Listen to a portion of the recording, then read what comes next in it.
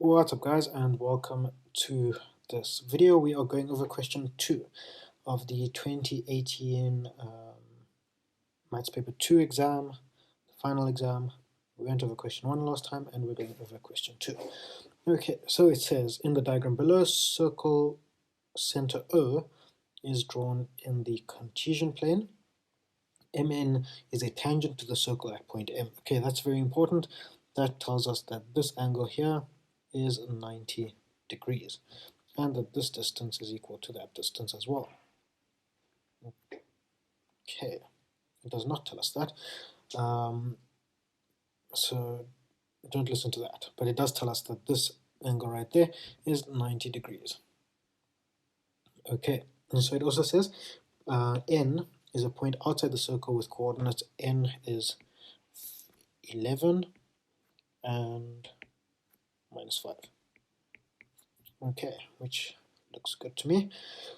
So it says write down the size of OMN, give a reason. Okay, so I've already done that, but OMN is equal to 90 degrees, and the reason is tangent perpendicular to line from center. Okay, and we get 2 marks for that. Then it says if the equation of the circle is this, then determine the coordinate O. So we want to know this midpoint right here. We've been given the equation of the circle, but it's not really in the format that we wanted. We wanted in the format x minus some constant a squared plus y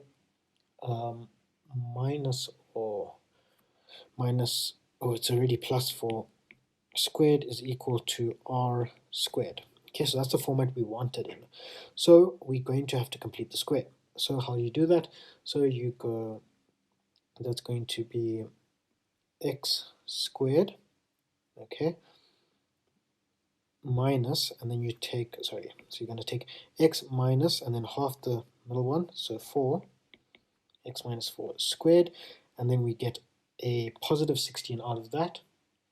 So we get plus 16, so we have to add a minus 16 plus, and we leave everything else, y plus 4 squared is equal to 9. So I'm going to say that's equal to x minus 4 squared plus y plus 4 squared is equal to 25, which is equal to r squared. So 25 equals r squared, so r equals 5, something that's maybe useful in the future. And now we can work out the coordinate of O. So the coordinate of O is going to be the negative of our 2 brackets. So we can say that O is equal to 4 and minus 4. Okay, and we get ourselves 2 marks for that. So the most important part here is that we had to complete the square of this little guy over there. Then it says determine the length OM.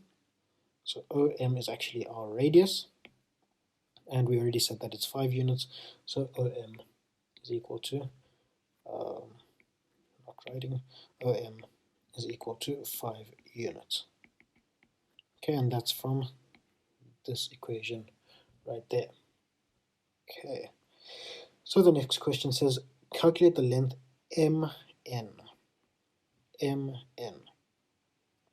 Okay, so how are we going to do this? We know that this is 5 units, okay, and we know the coordinate here is 4 and minus 4, okay, and we have a 90-degree triangle right there, so we're going to probably end up using Pythagoras, but in order to do that, we first need to know the distance ON.